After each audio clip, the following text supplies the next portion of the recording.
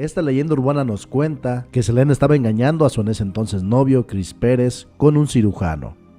Pero su padre se enteró, así que enojado por las decisiones de su hija, fue al hotel y terminó con su vida, para después culpar a Yolanda Saldívar.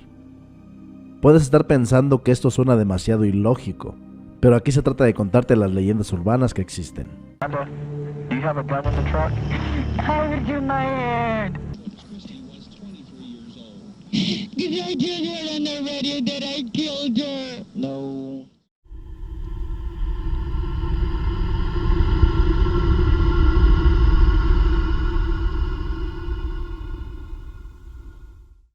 La gente que ya vio la serie de José José sabe a qué me refiero, pero para los que no les cuento.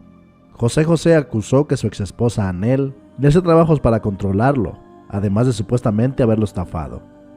En su libro autobiográfico Esta es mi vida, José José dijo que él mismo acudía con personas que entendieran el mundo de la brujería para saber si le estaban haciendo algo. Y en sus propias palabras dijo descubrir que Anel disminuyó su capacidad de cantar hasta que ya no pudo más. Me pasé 25 años trabajando diario, nada, no hay nada. Se gastaron todo.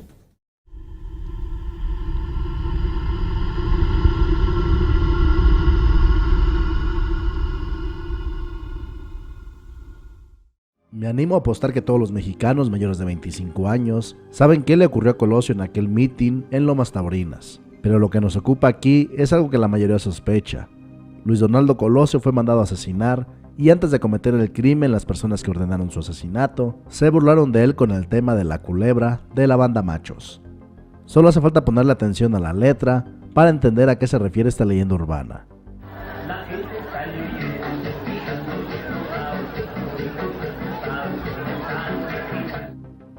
De ser cierta esta teoría, creo que todos sabríamos quién mandó poner la canción, pero como siempre tú decides si creer o no.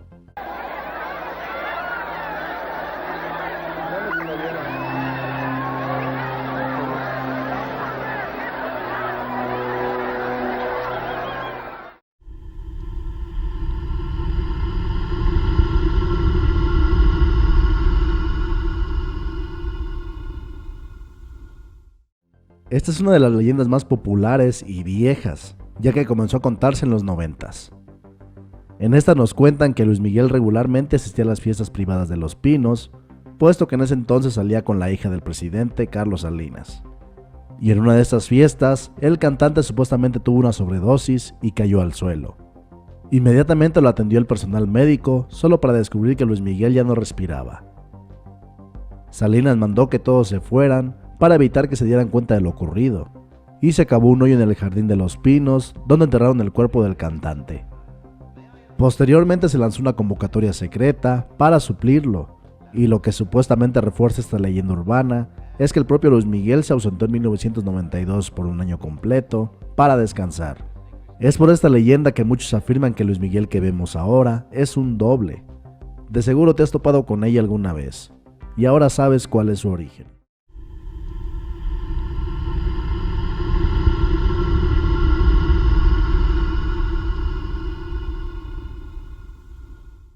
Mexicano que se respeta sabe quién es Pedro Infante, no solo por las canciones que interpretaba y que aún hoy se pueden escuchar, sino por sus películas y el gran carisma que desprendía con el pueblo mexicano.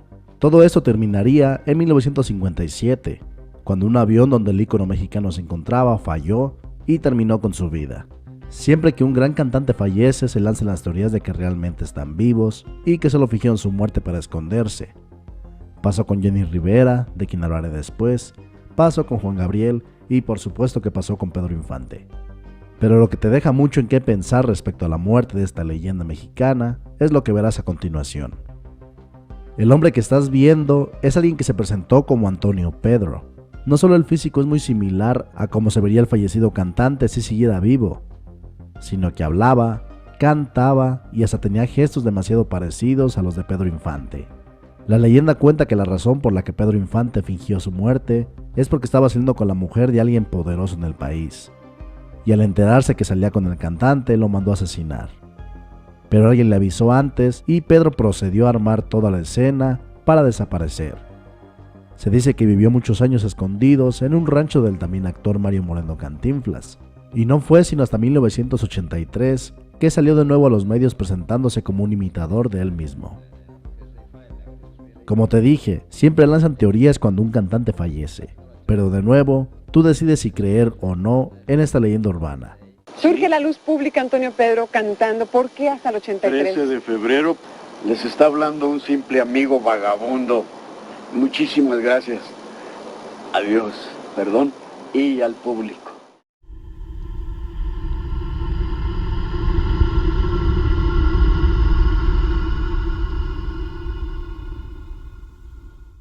Anteriormente avisé que lo haría de la diva de la banda, y es que aunque podría sonar repetitivo con lo contado con Pedro Infante, la leyenda urbana que nos ocupa aquí se me hace muy interesante, ya que Jenny Rivera habría sido forzada a fingir su muerte por parte del FBI para protegerla.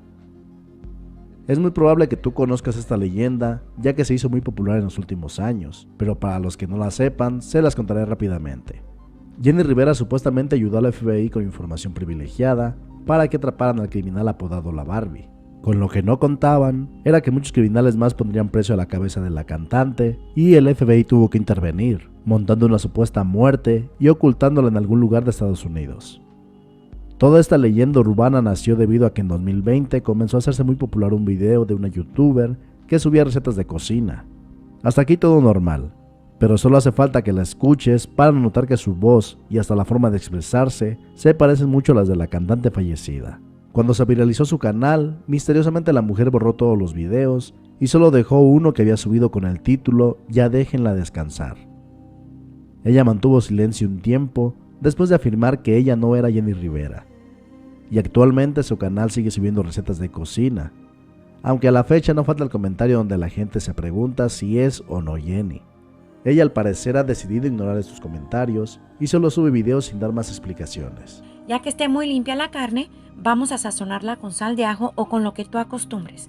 En una cazuela caliente, sin aceite, sin agua, vamos a colocar la carne y aquí solita va a soltar sus jugos. Ellos buscando una actriz que pudiera hacer el papel de María, que es la mamá.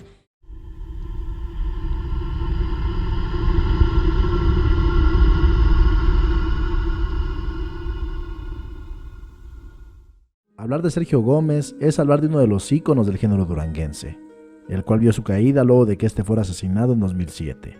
Fue el 1 de diciembre de dicho año en el que se presentaría Sergio Gómez con Capaz de la Sierra por última vez en el Estadio Morelos de Morelia, Michoacán. El concierto ocurrió sin problemas, pero ya cuando la agrupación se retiraba del lugar, fueron interceptados por unos supuestos federales. Sergio iba acompañado de un empresario, y estas personas solo se llevaron a Sergio, quien estuvo desaparecido durante 2 días hasta que el 3 de diciembre el mundo del duranguense y la música en general fueron informados por diversos noticieros que el cantante Sergio Gómez había sido encontrado sin vida y con marcas de tortura. Como siempre se lanzaban las teorías del por qué le pasó esto al líder de Capaz de la Sierra, desde que estaba advertido de no pisar Michoacán hasta que se encontraba saliendo con la pareja de una persona importante. Lo cierto es que nunca sabremos a ciencia cierta qué le ocurrió al cantante, y solo se le puede recordar por el gran vacío que dejó en la música duranguense, la cual no volvió a ser la misma después de su muerte.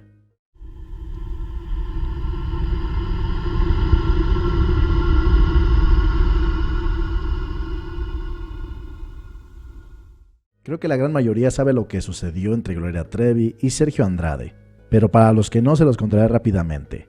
Para los años 90 y con Sergio Andrade siendo su representante, la Trevi ya figuraba como una de las intérpretes más grandes de México y poco a poco se abría paso a ser una de las referentes en la historia de la música. Pero para finales de los 90 comenzaron los problemas. Luego de una denuncia hecha por su ex esposa, la policía comenzó a investigar muy de cerca a Sergio Andrade. Fueron varios años y diversas acusaciones las que desembocaron en el 2000, cuando Sergio y Gloria fueron detenidos, enjuiciados y encarcelados por trata de menores. La acusación que llevó a la pareja a estar en prisión fue que convencían a menores de edad de unirse a ellos para convertirlas en estrellas, para luego privarlas de su libertad y también prostituirlas. Sergio Andrade fue sentenciado a 10 años de cárcel, mientras que para Gloria solo fueron 4 años. La cantante afirma hasta el día de hoy que ella solo fue otra víctima del representante, y hasta la fecha hay opiniones divididas, entre quienes creen su versión y la de quienes hasta hoy la siguen juzgando por prácticamente destruir la vida de muchos adolescentes, quienes solo buscaban una oportunidad para ser artistas. Hasta luego, muchachos. Muchas gracias a todos.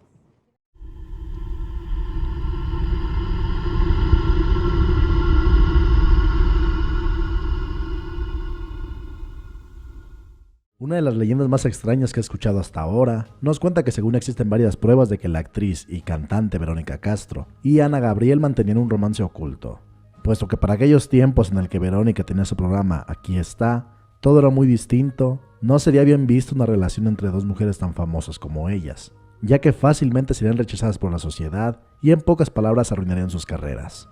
Estos rumores comenzaron después de que Ana Gabriel fuera invitada al programa y se notaban muy cercanas. Internet ha especulado por años todo este romance y la mayoría concuerda en que la canción Amigos, simplemente amigos que hiciera famosa la cantante no sería sino una con dedicatoria especial para su romance con la actriz. Voy a decir una cosa, yo soy totalmente diferente porque ahora resulta que el chiquito lo tengo arriba. Sí, el micrófono chiquito está arriba. El micrófono chiquito está... Ya la regué. Mucho tiempo, no.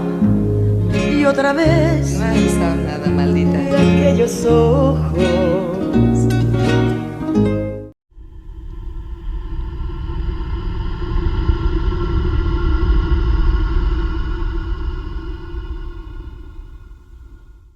El famoso concierto de Avándaro marcó un antes y un después en el rock en México, puesto que los jóvenes de ese tiempo venían de una época difícil luego de los acontecimientos del 68 en Tlatelolco. Fue en 1971, el 11 y 12 de septiembre que se llevó a cabo el concierto de Avándaro, donde unos promotores harían su tradicional carrera de coches y para animar a la gente organizaron un concierto donde se tenían a 12 bandas, entre ellas Three Souls in My Mind de Alex Lora. Se esperaba que existieran cerca de 25,000 personas, pero poco a poco comenzaron a rebasar la meta. Hay registros de que al lugar llegaron entre 100,000 y 500,000 personas para escuchar a las bandas. La euforia fue tal que el 12 de septiembre no hicieron las carreras y continuaron con el masivo concierto.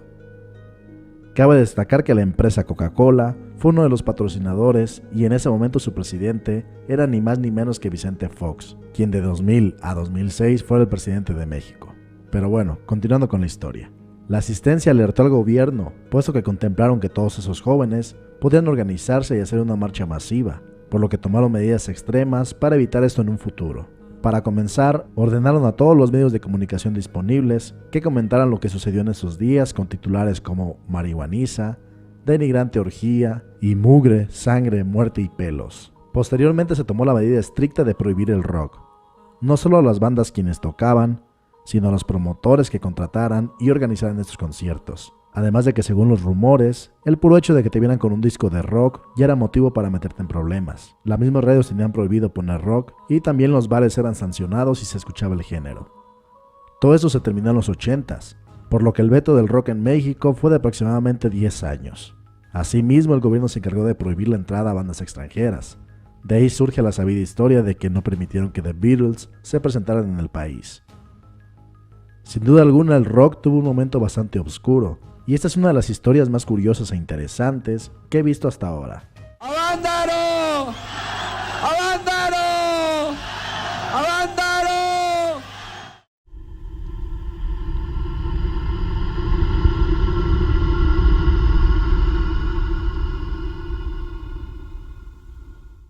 Antes de contarte esta leyenda urbana, te recuerdo que estas son solo teorías y leyendas urbanas como lo dice en el título del video. Lo digo porque a algunas personas les va a molestar esta historia en particular por el reciente fallecimiento de Vicente Fernández. Una vez que ya te advertí, continúo. Corría el año de 1963 cuando Vicente llegó a Ciudad de México para probar suerte como cantante. Fue ahí donde conocería a Felipe Aguilar, quien le diera la oportunidad de trabajar en el Mariachi Aguilar, siendo la voz principal. Pasaron los años y poco a poco Vicente comenzó a hacerse de un nombre en la industria, al igual que Felipe. Ambos participaron en la película El Diablo, y aquí es donde comienza la leyenda, ya que según esto, el charro de Huentitán supuestamente se deshizo de Felipe para así no tener ningún obstáculo en su camino a la cima. Lo que es verdad es que la muerte del Cotija, que era como le decían a Felipe, estuvo rodeada de misterios y muchos medios nunca han sabido a ciencia cierta qué le sucedió. Por su parte, Vicente siempre se refirió a él como la primera persona que le dio una oportunidad. Así que queda en tus manos creer o no esa teoría, que de ser cierta, sería una de las más obscuras que tiene no solo Vicente, sino toda la música mexicana. Y volver, volver, volver.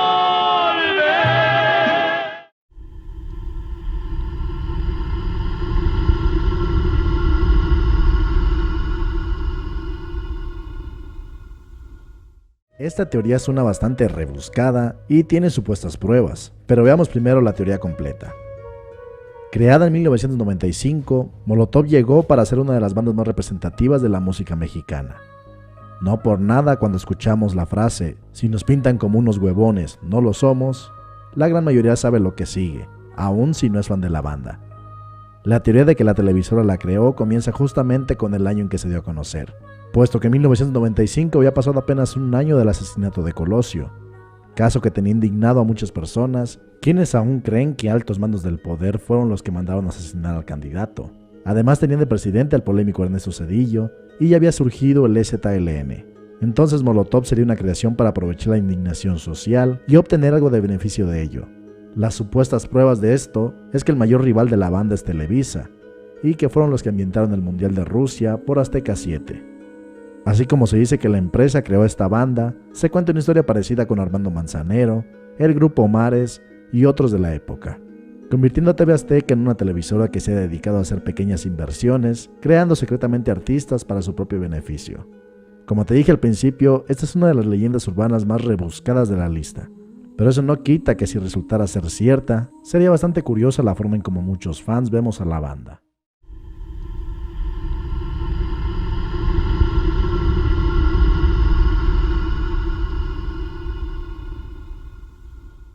Transcurría el año de 2006 cuando en Nuevo León, México, ocurrió uno de los crímenes más famosos de aquellos años. Diego Santoy llegó a casa de su exnovia, Erika Peña, días después de haber terminado. Comenzaron una discusión que terminó en tragedia, cuando Diego sacó un cuchillo y atacó el cuello de Erika. Los hermanos menores de ella intentaron detenerlo, pero fue en vano. Eric, de 7 años, y María Fernanda, de 3, fueron apuñalados por Diego hasta morir. 5 días después de este suceso, apresaron a Santoy junto con su hermano mayor Mauricio, cuando pretendían fugarse rumbo a Oaxaca.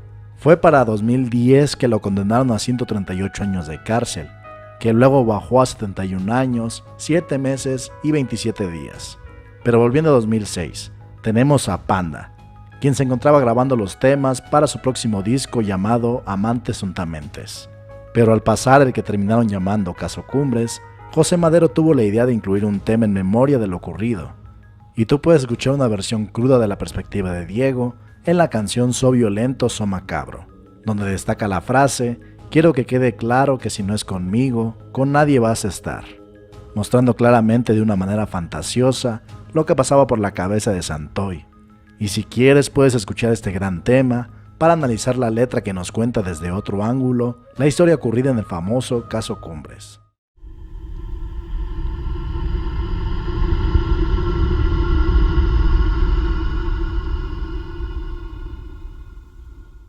Este es el caso más reciente, puesto que explotó hace un par de días y nos habla del posible abuso que realizó el productor Luis de Llano en contra de la cantante Sasha Sokol. Todo comenzó cuando Luis de Llano fue invitado a una entrevista con Jordi Rosado, donde luego de tocar diversos temas, Luis confesó que en los años 80 se había enamorado profundamente de Sasha, y ella terminó su romance cuando decidió abandonar la banda Timbiriche para ser solista. El problema con todo esto es que en los 80 Luis contaba con 39 años, mientras que Sasha solo tenía 14. Fue la propia Sasha quien contó su versión de los hechos el pasado 8 de marzo en Twitter, contradiciendo los 4 meses que según Luis duraron, ya que de acuerdo a su versión, esa relación duró 4 años, básicamente hasta que ella fue mayor de edad. Además nos contó que tuvo que abandonar Timbiriche porque sus papás la mandaban a estudiar fuera, esto con la intención de alejarla lo más posible de Luis. Y ya para terminar, la propia fiscalía le comentó en su publicación para ofrecerle ayuda personalizada. De comprobarse que la versión de Sasha es cierta, estaríamos comprobando algo que se ha rumoreado durante muchos años. Los productores, tanto en la música como en la televisión, han cometido crímenes que nunca se denunciaron. Pero en esta nueva era que vivimos, cada vez más artistas del medio se atreven a hablar de los abusos cometidos en el pasado, y solo queda esperar para ver en qué termina este caso. Mientras pasaremos a la siguiente leyenda urbana.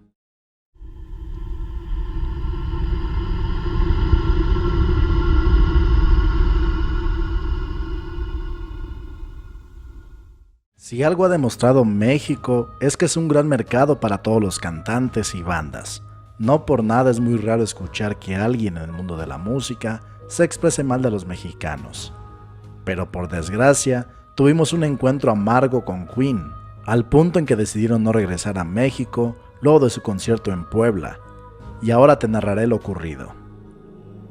17 y 18 de octubre de 1981. Queen se encontraba realizando su exitosa gira The Game Tour, con la cual promocionaban su disco más reciente, titulado The Game, el cual contenía las exitosas canciones The Crazy Little Thing Called Love y Another One Bites the Dust. Todo parecía ir de maravilla. Había gente acampando desde el viernes 16 a la espera de la banda para obtener un buen lugar en el estadio, puesto que todos los boletos tuvieron el mismo precio y cada quien podía elegir el asiento que quisiera. Pero todo comenzó a ir de mal en peor cuando los organizadores no se pusieron bien de acuerdo y retrasaron por horas el acceso al estadio, cosa que disgustó a los que habían acampado, pues ahora tenían a miles más tratando de ganar su puesto. La policía de Puebla no tardó en hacerse presente y comenzaron las riñas contra los asistentes.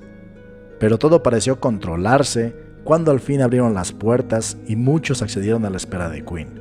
Mientras que afuera había una nueva situación, puesto que mucha gente con boleto se quejaba de que habían pasado muchos sin boletos ocupando su lugar, y los organizadores no sabían qué hacer, pues en México no eran frecuentes los eventos tan masivos, y para colmo, sobrevendieron los lugares. Se dice que la euforia por este concierto era tan grande por lo sucedido en Avándaro y la historia que te conté en el pasado video donde prohibieron el rock en México.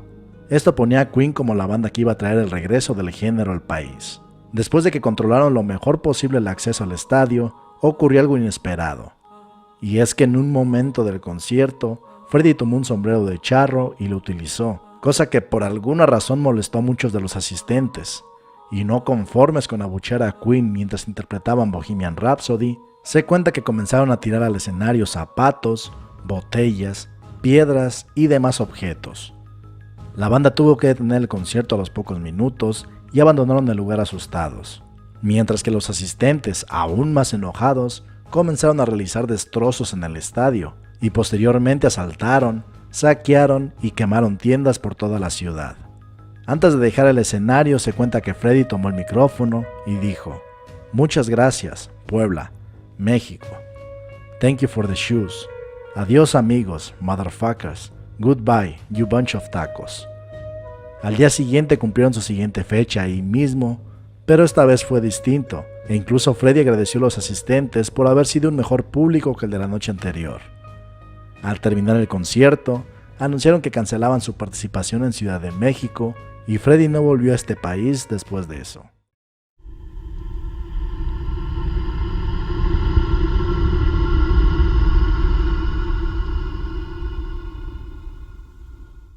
Frida Sofía se encontraba realizando una entrevista en el programa El Minuto que Cambió Mi Destino, de Gustavo Adolfo Infante. Cuando comenzó a hablar de cómo era la situación en su familia, habló de los supuestos abusos de Enrique Guzmán contra su ex esposa y en algún momento dijo que su abuelo la manoseó, expresando que Enrique es una persona asquerosa y siempre le dio miedo. Contó que todo esto lo hizo cuando ella era pequeña y le decían que era normal porque él la quería mucho. Después del programa, acudió a presentar acciones legales en contra de Enrique Guzmán por abuso, mientras que él negó la historia, acusando que su nieta estaba enferma y debía ir al psiquiatra. Por su parte, Alejandra Guzmán defendió a su padre, diciendo que su hija debía ir a terapia, puesto que también tenían problemas ellas dos por algo similar. Recordemos que Frida acusó a su madre de ser una adicta a las drogas, así como de meter a extraños a su habitación de hotel cuando estaban de gira y tener relaciones enfrente de su hija. Mismos extraños que después abusaban de Frida cuando su madre quedaba inconsciente por el abuso de drogas. Y por si fuera poco, acusó también que su madre se metió con su exnovio. ¿Tú qué piensas de todo esto? ¿Estamos frente a una Frida Sofía con problemas mentales que solo busca llamar la atención? ¿O ella se está atreviendo a levantar la voz, contándonos todos los abusos que la familia Guzmán ha cometido gracias a su poder y fama? Deja tu opinión en los comentarios.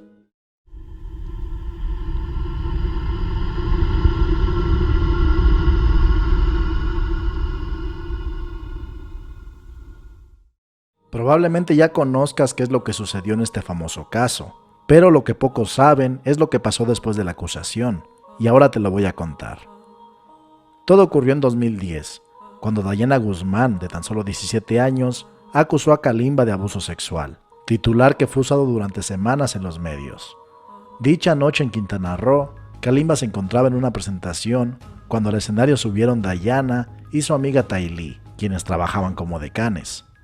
Al terminar la presentación se fueron junto al cantante a seguir la fiesta en el hotel donde éste se hospedaba, pero luego de unos tragos Kalimba presuntamente golpeó, violó y sodomizó a Dayana, y le pidió que se tomara una pastilla del día siguiente para evitar un embarazo. Todo ese mes no se habló de otra cosa en los medios, pero lo que no se cubrió bien fue que la amiga de Dayana, Taylee, negó que dichas acusaciones fueran ciertas, aunque no sirvió de mucho, puesto que la fiscalía detuvo a Kalimba y estaban a la espera de su juicio.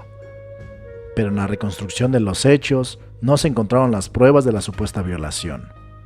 Todo esto mientras en los medios Dayana se contradecía en sus declaraciones e incluso su abogada Gwendolyn abandonó el caso. Kalimba fue liberado por falta de evidencia y Dayana consiguió aparecer en la portada de Playboy, además de lanzar su tema Boom Boom un año después del escándalo. Por su parte, Kalimba contó su versión de los hechos en una entrevista con Jordi Rosado. Contó que esa noche él pidió que bajaran a las dos menores, puesto que no lo dejaban trabajar a gusto. Ellas se fueron con su equipo de trabajo a una mesa y ellos la llevaron al after después de la presentación. Kalimba narró que Dayana fue quien estaba insistente para tener relaciones y que platicando con su amiga Taylee descubrió que la menor vivía con una tía quien la tenía amenazada de correrla, puesto que siempre se escapaba para asistir a fiestas. Y al ver que tenía 3 días sin regresar a casa, dijo que Kalimba la había violado para excusar que había desaparecido tantos días. Detuvieron a Kalimba y pasó 7 días en prisión a la espera de su juicio, el cual ganó por falta de evidencia. Años después, el cantante acusó que el exprocurador Francisco Alor Quesada fue el responsable de que el cantante estuviera en prisión por algunos problemas que tuvieron, y este le dijo que lo iba a refundir en la cárcel, además de amenazar a todos los involucrados en el caso para que no declararan a favor de Kalimba, ya que si lo hacían, él acusaría que todos ellos usaban al artista para atraer a menores y poder abusar de ellas. Esta acusación nunca pudo comprobarse, puesto que el exprocurador falleció en 2020. Pero ¿tú qué opinas al respecto? Estaré leyendo tus comentarios.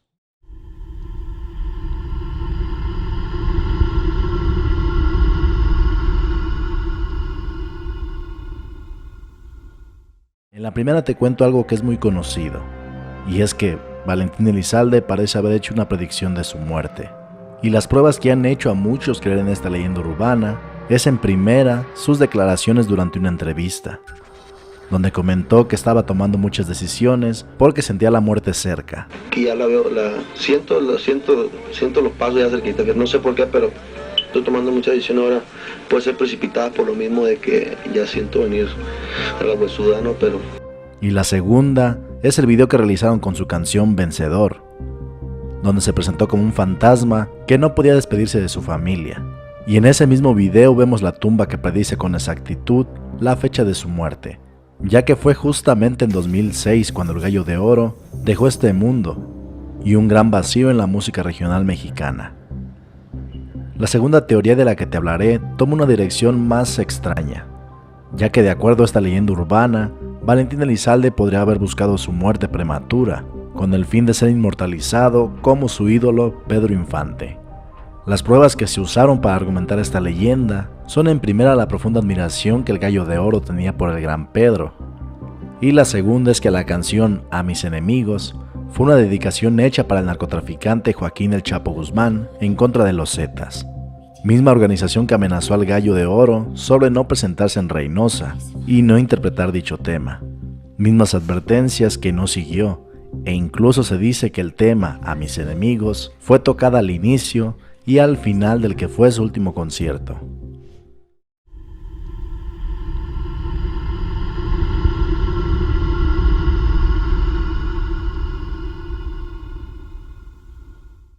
Hay algo curioso con este reality, y es que en lugar de ser conocido por ayudar a crear nuevos artistas, el programa de La Voz México se ha hecho famoso por una supuesta maldición, y ahora te contaré todos los hechos que han llevado a esta leyenda urbana a ser una de las más grandes en los últimos años.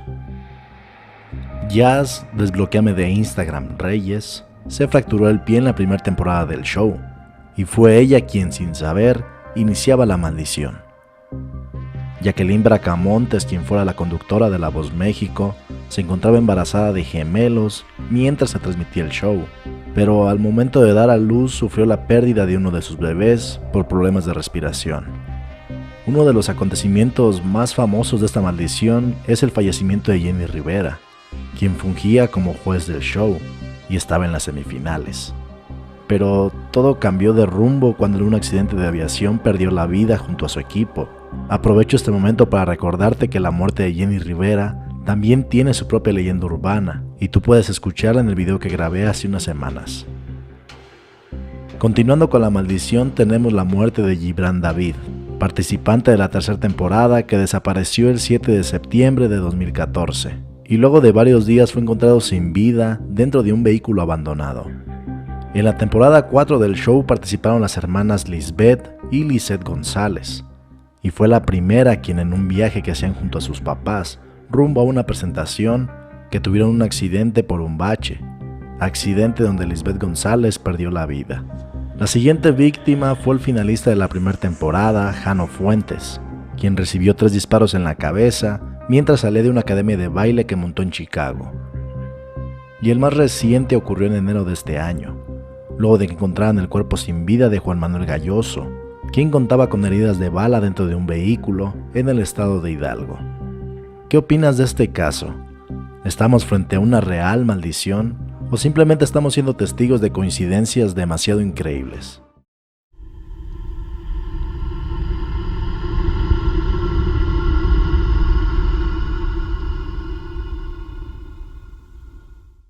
Esta historia es contada por la usuario de Twitter @Anel, quien acusó que el cantautor Edgar Oceransky tiene un gusto peculiar por las mujeres menores de edad. Dichas declaraciones se habrían hecho en 2009 y ahora tomaron relevancia en internet. Además de acusar al cantautor de un delito grave, sumó a su favor un audio que rescató de un concierto donde Oceransky dijo lo siguiente: "No tengo miedo, me gusta la diversidad, pero mi preferencia más profunda son las adolescentes, ¿no? Que tengan todavía cara de ministerio público. Sí, miren, es mejor ir al bote por una chavita que por el alcoholímetro, sé lo que les digo". Por su parte, Edgar Oceransky lanzó un comunicado diciendo: "Quiero enfatizar categóricamente que esta información es totalmente falsa. Asimismo, se ha hecho circular un audio de hace 13 años y una transcripción de este, donde, como parte del show, hago un sketch que, como toda obra escénica, entra en el terreno de la ficción, y han querido hacerlo ver como una confesión de un delito que jamás he cometido, y del que jamás había acusado por ninguna persona en alguna instancia legal". Todo este comunicado llega después de que le cancelaran conciertos por esta acusación, expresando que muchas familias están siendo afectadas por este asunto y queda a tu criterio decidir a quién le das la razón.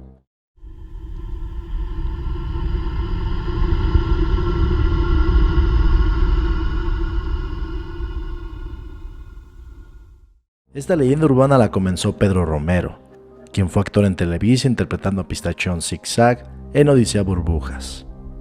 Este, ahora predicador de la palabra de Dios, contó que en su paso por la televisora pasó a convertirse en un sacerdote satánico y acudía a ritos donde más actores y cantantes rendían culto a Satanás. Estas personalidades realizaban un ritual para obtener los beneficios de Satán, y el propio Pedro narró en su testimonio cómo lo vivió la primera vez. Vi una mesa enorme de concreto que estaba sostenida por 2 cabras esculpidas, y había en el centro un pentagrama dibujado con 5 picos, y en cada uno una letra que formaba la palabra Satán. Había un grupo de personas y una muchacha con una túnica roja, y junto a ella una persona con túnica blanca, que era un sumo sacerdote. Amarraron a la mujer desnuda y trajeron animales que degollaron encima de su cuerpo. Luego le dieron de comer una cabeza de serpiente y el corazón de un recién nacido. Lo bañaron con sangre y el sumo sacerdote la tomó sexualmente. todo este ritual se hacía para obtener los favores de Satán. Favores que muchas personalidades de México solicitaron, entre ellos candidatos que se convirtieron en presidentes de México, actores, y lo que nos ocupa en esta leyenda es la mención de Celia Cruz, Verónica Castro, Gloria Trevi y Tatiana, quienes eran miembros de la secta y gracias a ello obtuvieron sus grandes carreras. Esta es una leyenda que ha tomado mucha fuerza en estos tiempos y dejo a tu criterio si creer o no en ella.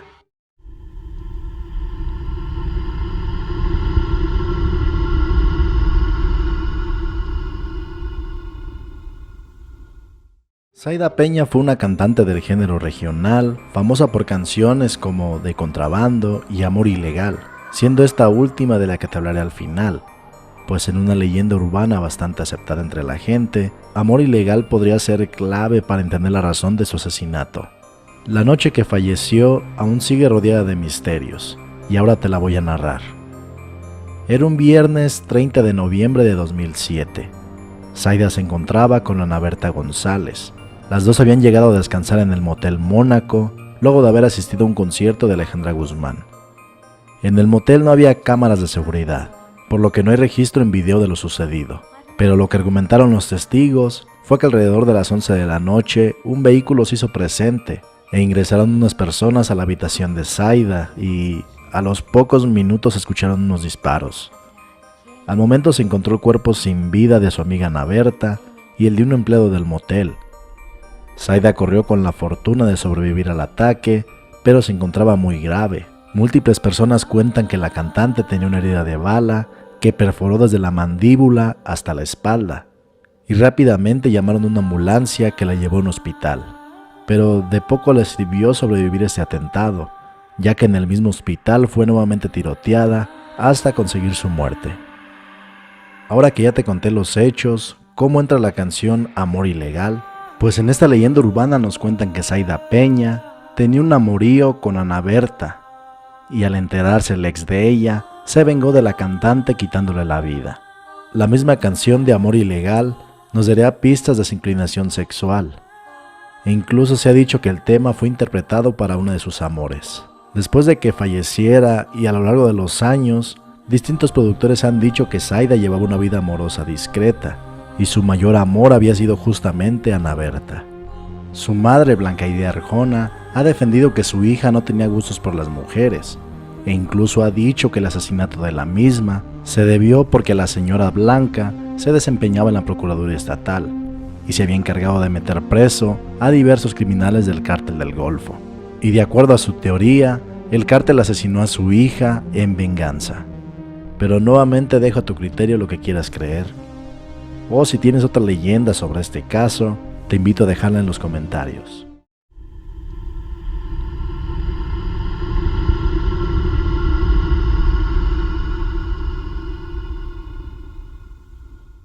Aunque esta canción la grabó primero Toña la Negra, fue con Yuri en 1991 que El Apagón se hiciera famoso en diversos países. Y si tú nunca la has escuchado, básicamente trata de que la cantante iba por la calle cuando se fue la luz, y de inmediato alguien la agarró y comenzó a tocarla en un callejón. Si hasta aquí todo suena bastante oscuro, lo que sigue es peor. Y aquí te narro la parte a la que me refiero. Y sin ver al enemigo en aquella terrible oscuridad, me quitaron el abrigo, el sombrero, y qué barbaridad. Yo pensaba en el castigo que aquel fresco enseguida le iba a dar. Cuando encendieron las luces, ¡ay!, era mi papá. Fue en tiempos recientes con todo el movimiento feminista que salió a la luz esta letra, y por su parte, Yuri se limitó a eliminar esa parte de la canción en sus presentaciones en vivo, alegando que nunca había puesto atención a la letra. Cosa que se ha discutido mucho, pues es poco creíble que ni ella ni los productores supieran realmente de qué hablaba la canción.